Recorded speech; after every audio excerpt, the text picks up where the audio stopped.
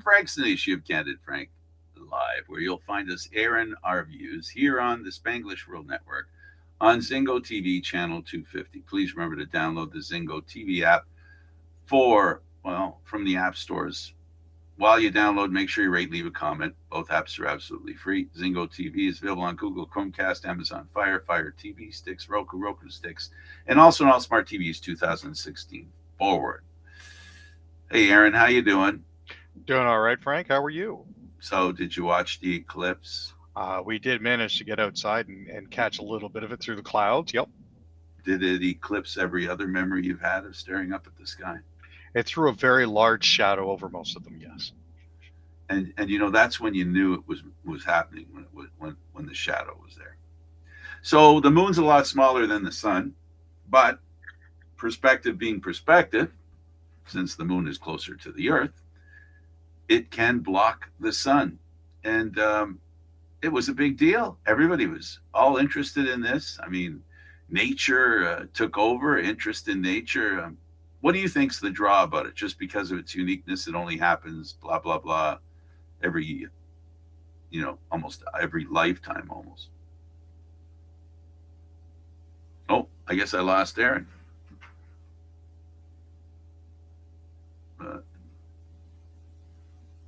That's not supposed to have happened. I don't know which one of us was gone. But it's one of those events where it feels like a once in a lifetime event because you don't always experience the full totality. The last time we actually had a partial solar eclipse was actually in October of last year. But this is one of the times where if you were in the right spot, you got full darkness, which was very cool. We had clouds. Yeah. Yeah, we did. And it peeked out for a second. You could see a part of the eclipse. It came out a little bit. But it was fun. It was fun. We were there with a couple of children, and the children were having fun on the beach. They really didn't care about the eclipse. But you know what? It was fun. It's another thing to talk about. It's another thing to think about. And it's another way of understanding that we live in a pretty interesting world, if you will, or even universe, if you want to go to that extent. Now, in every universe, there's always something to talk about. And in this universe, we choose to talk about sports, news, and other such wastes of time. I mean, if you talk to some people, it's a waste of time. If you talk to other people, it's an important distraction. And so let us start first. Let's go into politics first today. I feel like starting with politics. So tell me about the prime minister and the billions that he's giving away. Well, as most of us are now painfully aware, AI is starting to become a bigger part of our lives. The Liberal government is currently setting aside $2.4 billion in their upcoming budget to build capacity for artificial intelligence. The bulk of that is going into a fund that will aim to provide access to computing capabilities and technical infrastructure. He made this announcement at a Montreal AI firm as part of a pre-budget tour. Prime Minister Trudeau has said that the government will begin consulting with industry soon on a new AI compute access fund and an accompanying strategy to grow the sector in Canada. They want companies to adopt AI in a way that will have positive impacts for everyone, adding that $200 million will go towards the boosting the adoption of AI in sectors like agriculture, healthcare, and clean technologies. There's also going to be a $50 million AI Safety Institute to protect against what it calls advanced or nefarious AI systems, and another $5.1 million will go to an Office of the AI and Data Commissioner to enforce the proposed Artificial Intelligence and Data Act. They're going to have to figure out a way, much like how it was so easy to imitate money, right? And then they started to invent technological ways to safeguard the printing of money, and they even put holograms in money that to help you discern between the fake and the real. And I mentioned this as a segue. You know where I'm going with this, right? Mm-hmm. Like there's going to have to be something like the money that the government invests. There's no amount of money the government of Canada could invest that'll match many other groups of people and organizations that are going to be doing this kind of thing. So I'm glad I heard the last part, which is, and also figure out a way to police this kind of, you didn't use that word, but that's what we're talking about, policing videos that are created in the assurance, create assurances that this is real stuff you're watching. And if it isn't, they have to figure out a way to identify that stuff. And I'm sure, just like with cigarettes, they made you put labels on stuff. I'm wondering if that's what the case is going to be, because they're going to have to do something there, and they have to do it immediately, because if an item comes up and it looks real and nobody knows it isn't, it's too late. If you don't put that label on as it's being put on, it won't matter, because you know what we've learned. We're learning how quickly information goes around, and how to pull it all back when it's a lie is really difficult. I just find it interesting that the day that people are most careful and stringent about what they view online is April 1st. The Yeah, rest of the year, nobody cares, but everybody's on the lookout before noon on April 1st. but isn't Now, that the point? That's the point, though, isn't we it? should be aware at all times, right? Here's the thing: Bill C-27 is actually the first federal legislation specifically aimed at artificial intelligence. It would update privacy laws and introduce new obligations for high-impact systems. It's actually been studied in committee since September of 2023. Canada is one of the leaders when it comes to adopting AI. So obviously, having something like this already in committee and already being studied is an important step. Yeah, it's really important. Okay, well, keep your eyes peeled, folks, and when you're watching stuff, realize that it could not be real. It's just crazy, because some of this stuff is. Listen, we talk about how much the same it is, but the early versions had a little bit of a hint of it being not real. But the fact is, we know what happens with computers and that kind of technology. It leaps and bounds, baby, leaps and bounds. Canada adds Haiti evacuation flight after last minute requests. So everybody had thought that most of the flights out of Haiti were pretty much done, but they're offering additional evacuation flights out of Haiti next week due to a spike in the number of requests to flee the Caribbean country that poured in just as Canada was set to wind down its efforts. Um, Foreign Affairs Minister Melanie Joly said in a message on X, formerly known as Twitter, that officials logged numerous extra requests leading up to what was set to be the last scheduled government sponsored flight out of the country. There was a government organized flight that left on Sunday and was expected to be the last of three as Canada wound down evacuation efforts, contending with brazen gang violence and a shortage of food and medicines that is spurring a lot of this. Um, Jolie said Friday that her department had been closely monitoring requests for help and decided that no further flights would be needed. But there are going to be a couple more flights that are leaving in the coming days just to get the last few Canadians out. Let's talk about carbon pricing. They're asking questions in Nova Scotia.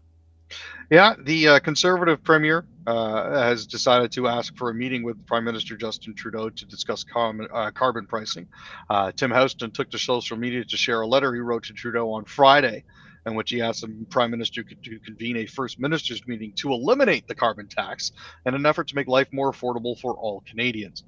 Um, Lost in all of this and all of these repeated requests by what seems to be specifically conservative premiers, interestingly enough, is the complete ignoring of the fact that 8 out of 10 Canadians get back on average $450 per year based on the carbon tax that's currently in place.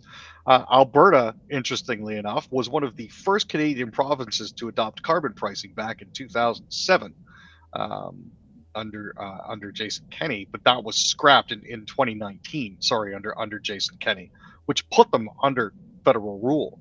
Had they kept their own carbon tax, they wouldn't have a cudgel to beat the current Liberal government with. It is what it is. Yep. Alberta Premier says carbon policy has changed since the past comments. Yeah, so Danielle Smith was praising the carbon tax before, but now that things aren't necessarily going her way and she wants to get more votes on side, based on the fact that there is a petition for her recall that is growing day by day. She's now obviously a Gannett. So, um, you know, the problem that we have here is a lot of Alberta's problem is tied up with their previous conservative premier, which was Jason Kenney. He was the one that scrapped it, that put them under the liberal yoke. He also liked to complain about equalization payments, which he helped create the formula for when he was a member of Stephen Harper's cabinet. So there's a lot of this. I've done stuff in the past, but now I'm going to use it to blame the current government for, even though it's technically my fault going on here.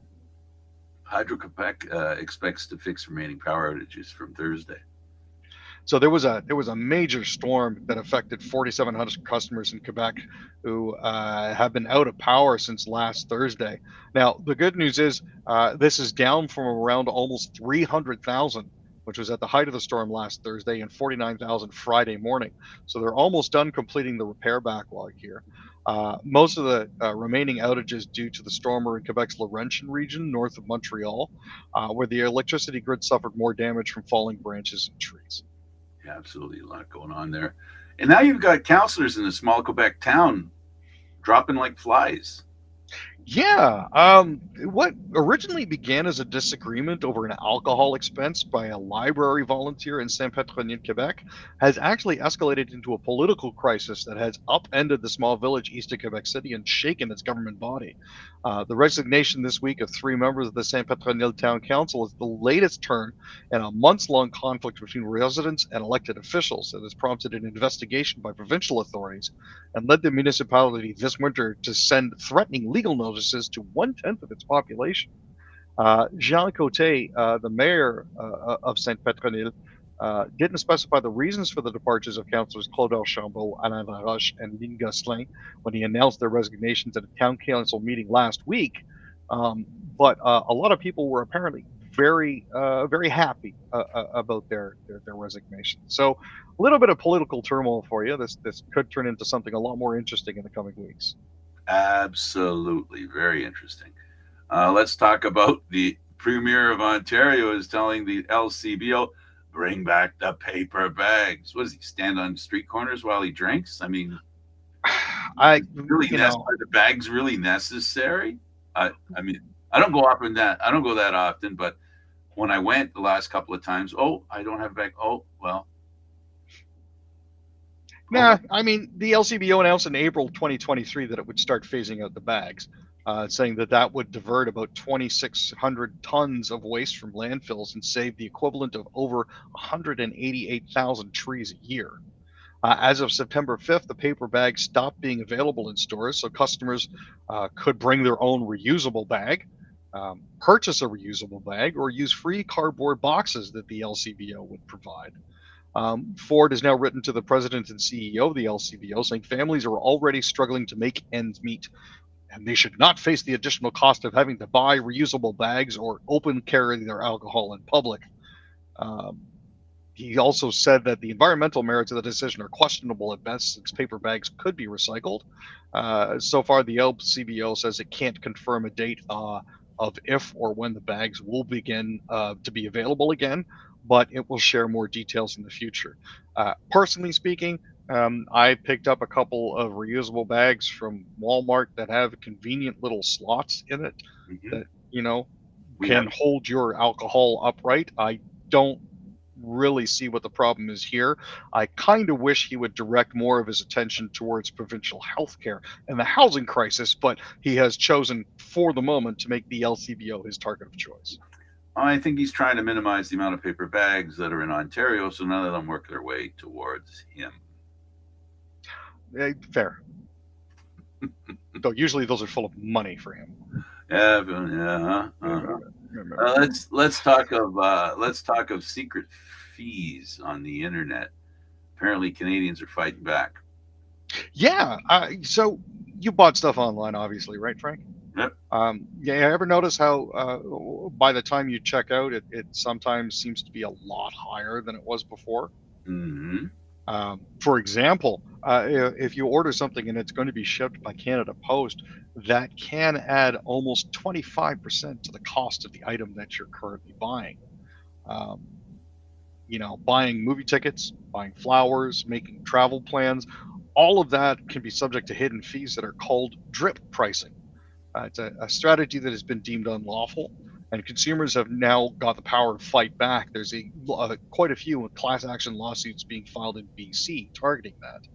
So, where they're trying to hit people with all these little hidden fees and, nickel and diming here and there, people are starting to fight back. When I have to order something, I know I'm going to wait. I accidentally was a member of Prime once.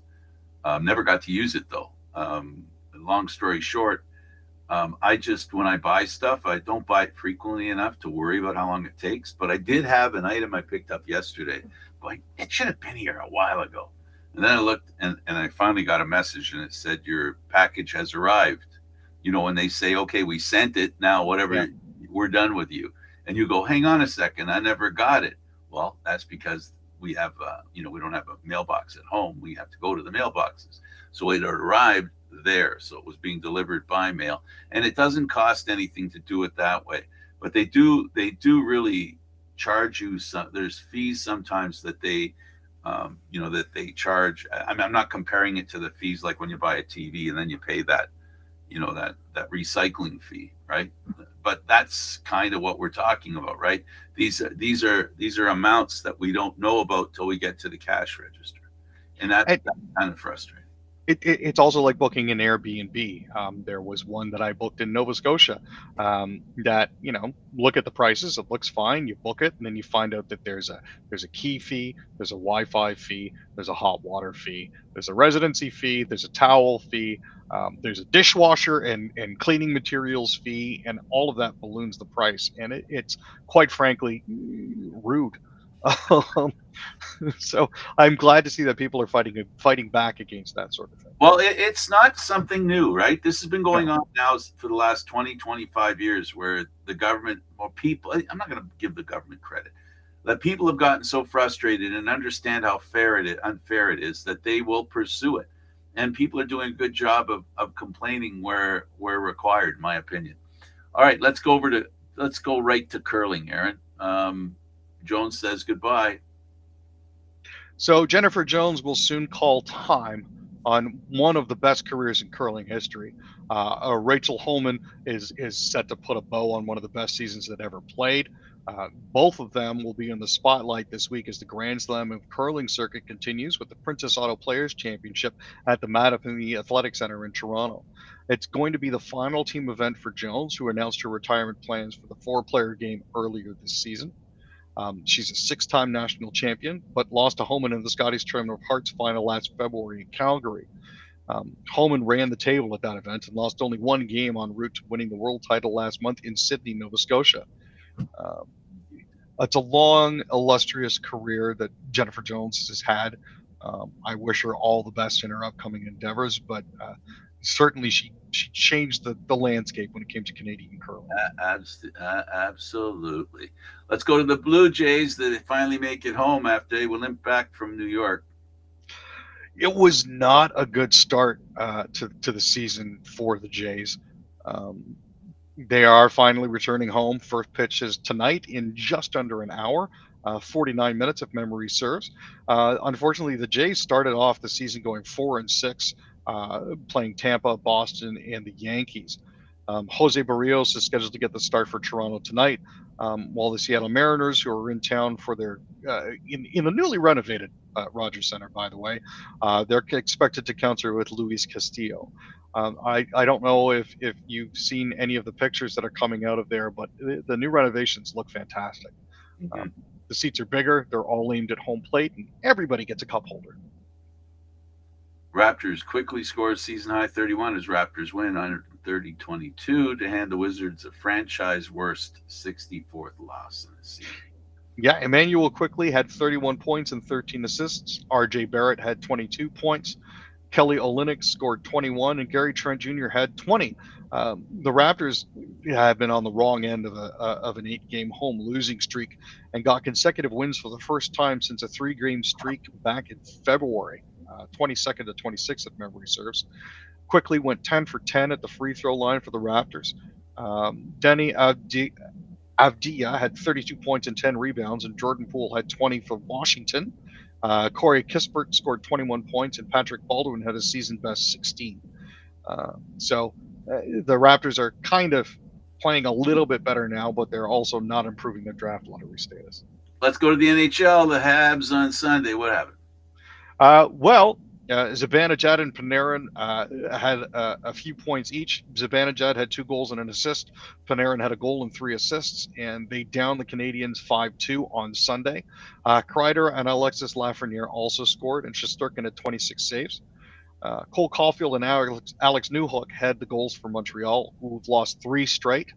Mike Matheson had 2 assists, and Keaton Primo finished with 41 saves.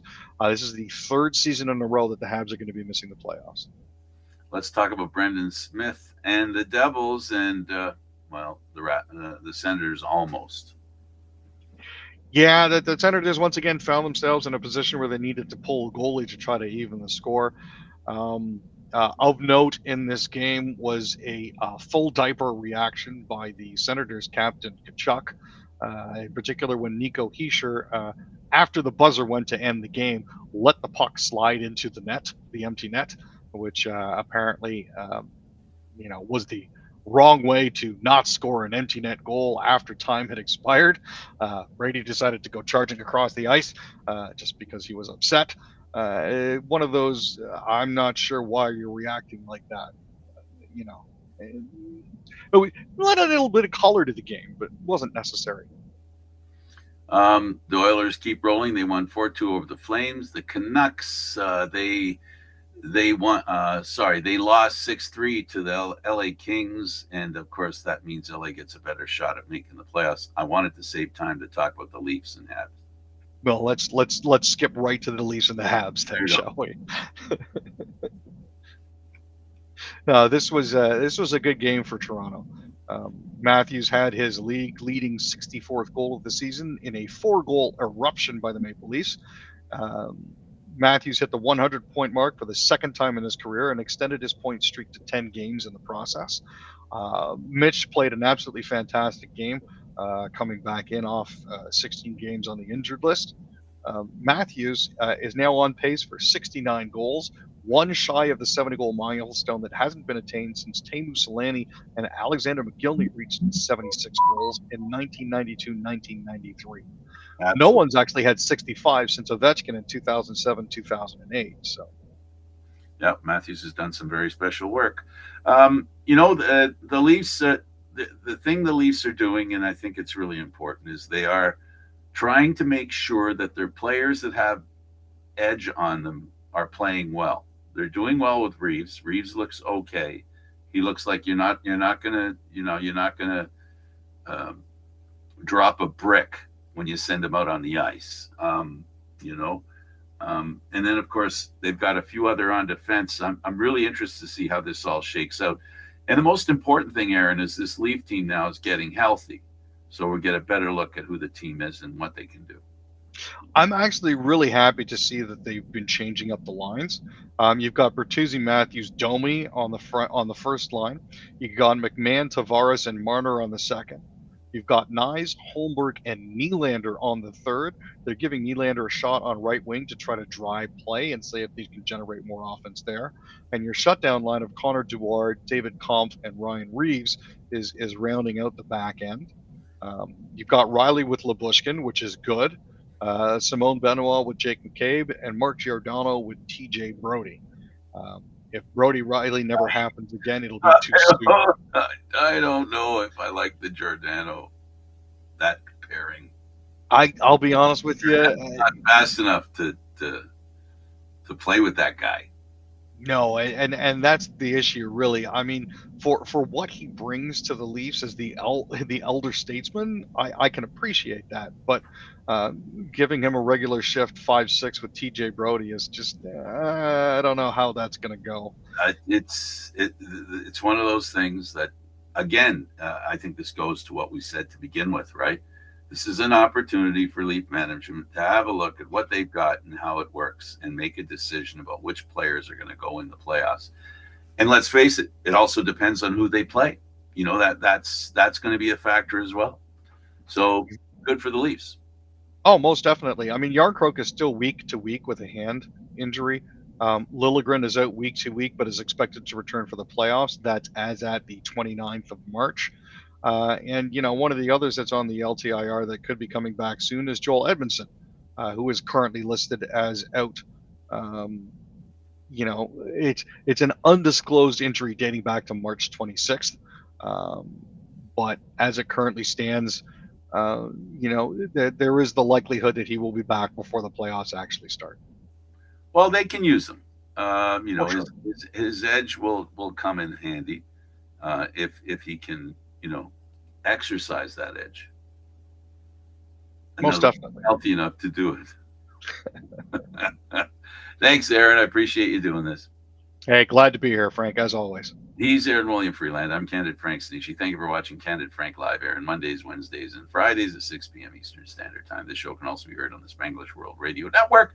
For Candid Frank Live, other news, entertainment, and sports programming we offer, please check out SpanglishWorld.ca. Spanglish World. Watch it, hear it, read it, download it, and live it.